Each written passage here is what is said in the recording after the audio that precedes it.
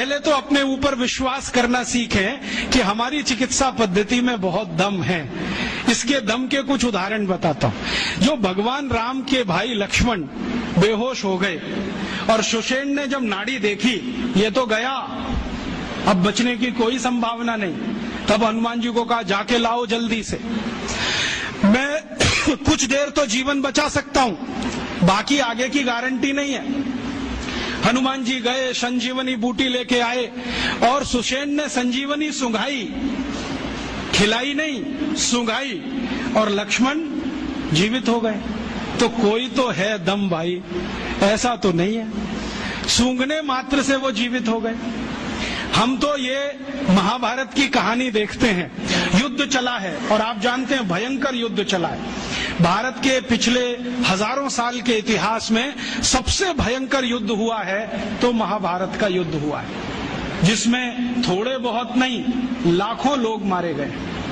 लेकिन उस युद्ध में बार बार हमें ये पता चलता है कि सवेरे से शाम तक युद्ध होता है, रात को सभी पालों के वैद्य अपने अपने घायल सैनिकों के घावों पर मरहम लगा रहे हैं, लेपन कर रहे हैं, और अगले दिन वो फिर युद्ध के लिए तैयार हो रहे हैं। ऐसी कौन सी चिकित्सा पद्धति दुनिया में है जो 12 घंटे में आदमी को लड़ने के लिए तैयार कर दे? और महाभारत की ऐसी एक नहीं सैकड़ों कहानियां, उसमें से तो एक कहानी मैं बताता हूं। कौरवों की कहानी जानते हो? 100 थे, एक माता के 100 पुत्र कैसे हो गए? एक माता के 100 पुत्र कैसे हो गए? और अद्भुत बात जो समझने की है, वो 100 के 100 सभी पुत्र एक जैसे, ऊंचाई में एक जैसे, चौड़ाई में एक जैसे, लंबाई सबकी बराबर, हाथों की लंबाई बराबर, शरीर सबका एक जैसा, चेहरा सबका एक जैसा। बड़ा मुश्किल पहचानना। तो ये तो भाई कोई क्लोनिंग हुआ हो तभी संभव है, वरना कैसे संभव है?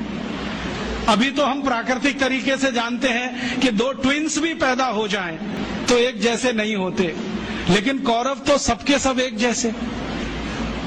तो शायद उस समय कोई बड़े महान चिकित्सक रहे हों जिन्होंने गांधारी के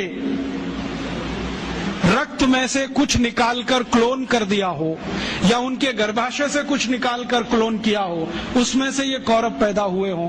तो ये क्लोनिंग की टेक्नोलॉजी तो 5000 साल पहले इस देश में थी।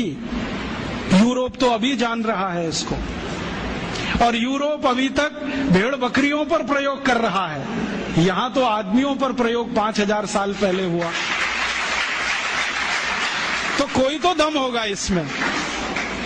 हमारे सुश्रुत संहिता को आप जानते ही हैं, आप में से शायद किसी ने पढ़ा होगा, नहीं पढ़ा तो जरूर पढ़िए।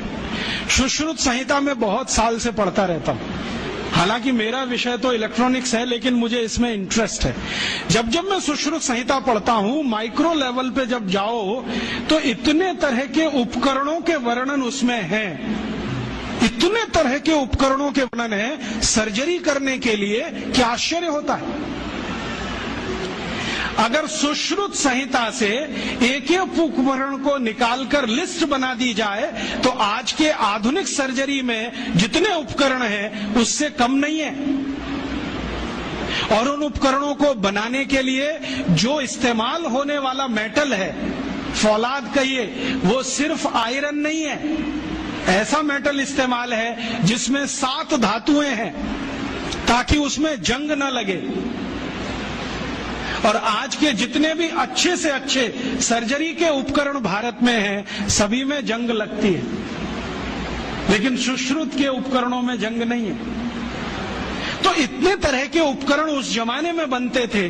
सुश्रुत का समय तो कोई आज का नहीं है, कम से कम 3500 साल का है। उस समय अगर ऐसे उपकरण बनते थे तो कोई तो दम होगा इस देश की चिकित्सा व्यवस्था में, ऐसे तो नहीं है। जब यूरोप में और अमेरिका में शरीर की नस काटकर रक्त बहा दो, यही चिकित्सा है, उस समय इस देश में सुश्रुत की राइनोप्लास्टी रही। आपको मालूम है, राइनोप्लास्टी भारत ने दुनिया को सिखाया।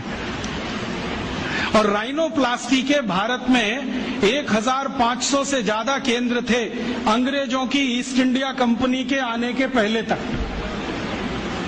उनके स्थान और पूरे वर्णन मेरे पास है और अंग्रेजों के दस्तावेज में से निकाले हुए हैं। भारत में सबसे बड़ा राइनोप्लास्टी का केंद्र था कांगड़ा। कांगड़ा कहाँ है? शिमला के आगे, हिमाचल में। और कांगड़ा और उसके आसपास में 700 केंद्र थे जो राइनोप्लास्टी सिखाते थे। दक्षिण में जबरदस्त केंद्र थे राइनोप्लास्टी के। मैसूर स्टेट है ना, मैसूर स्टेट में 150 से ज्यादा केंद्र थे आज से 200 साल पहले। एक पुरानी कहानी है जो दस्तावेजी है, कल्पना की नहीं है। एक अंग्रेज अधिकारी था कर्नल कूट, वो हैदर अली से लड़ा। हैदर अली ने उसको परास्त किया। परास्त करने के बाद उसकी नाक काट दिया, क्योंकि हमारे राजा ज्यादा से ज्यादा यही करते थे, गला नहीं काटते थे, नाक काट दिया, कान काट दिया। क्यों? क्योंकि नाक कटना ही बहुत बड़ी बदनामी होती थी। तो नाक काट दिया उसका। कटी हुई नाक लेके वो भागा, कर्नल कूट। वो खुद अपनी डायरी में लिख रहा है कि जब मैं युद्ध में हार गया, हैदर अली ने मुझे नाक काट दी, हाथ में लेकर मैं भागा और हैदर अली की सीमा खत्म हुई मैसूर राज्य की, तो बेलगाम नाम का एक गांव आया। वहां पर एक वैद्य ने मेरी सर्जरी की। 21 दिन मुझे अपने घर में रखा, सर्जरी करके लेपन लगाया, मेरी नाक जोड़ दिया। और आज मैं पार्लियामेंट के सामने कह रहा हूं कि भारत के वैद्यों को इतना ज्ञान है, वो ये सब कर सकते हैं। इसलिए हमें भारत में अपने लोगों को भेजकर ये विद्या सीखनी चाहिए। ये उसका भाषण है हाउस ऑफ कॉमन्स। तो कर्नल कूट के इस भाषण को सुनने के बाद अंग्रेजी सरकार ने तय किया, चलो कुछ लोगों को भेजो। तो अंग्रेज आए, उन्होंने यहाँ सर्जरी सीखना शुरू किया। और जो अंग्रेजों ने सर्जरी सीखा है वो लिख रहे हैं कि जो जातियां भारत में सर्जरी में मास्टर थी वो सब नाई थे। नाई समझते हैं? बाल काटने वाले। ये सब सर्जन थे 200 साल पहले। हाँ, सब सर्जन थे 200 साल। अब जरा सोचो कि नाई अगर सर्जन रहे हों तो वो पिछड़ी जाति कैसे हुई? अंग्रेजों ने उनको 1881 के सर्वे में पिछड़ी जाति घोषित किया। उसके पहले इस देश में नाई कभी भी पिछड़ी जाति में नहीं थे। 1881 में सेंसस हुआ सबसे पहला, और आज तक वो चल रहा है, हर 10 साल में होता है जनसंख्या का गणना। अंग्रेजों ने पहली गणना में नाइयों को पिछड़ा वर्ग में डाल दिया। और एक अंग्रेज कहता है कि ये अच्छा ही है, क्योंकि ये विद्या में इतने ऊंचे हैं, अगर इनको नीचे नहीं लाओगे ये गुलामी कभी स्वीकार नहीं करेंगे। और आज हमारी सरकार भी उनको पिछड़ा ही कहती है। उनके हाथ में इतना हुनर है, उंगलियों में इतनी फ्लेक्सिबिलिटी है। वो आप देखते हैं ना, बाल काटते समय वो गर्दन भी काट सकते हैं, सोचो ना। और इतनी सफाई से उस तरह चलाते हैं, उस तरह से वो किसी ट्यूमर को भी काट के निकाल सकते हैं। ये सब बहुत बड़े सर्जन रहे। और आज से 200 साल पहले के दस्तावेज बताते हैं कि कांगड़ा और उसके आसपास, कुर्ग और उसके आसपास, मैसूर और उसके आसपास जितने सर्जरी सिखाने वाले केंद्र थे, उन सबके आचार्य नाई ही थे जातियों। ये सब सर्जन थे। और इन्होंने जो सर्जरी सिखाई है वो हिंदुस्तान के गांव-गांव फैलाई। फिर अंग्रेजों ने क्या किया, ये जो सर्जरी सिखाने वाले केंद्र थे, इन सबको गैर कानूनी घोषित कर दिया। एक कानून बनाया जिसका दुर्भाग्य से नाम है इंडियन एजुकेशन एक्ट। उसमें इंडियन कुछ भी नहीं है, नाम उसका इंडियन एजुकेशन एक्ट। उस कानून में उन्होंने ये तय किया कि भारतीय विद्याओं को सिखाने वाले जितने भी केंद्र हैं वो सब गैर कानूनी। तो उन पे ताले डलवाए गए, नहीं डाले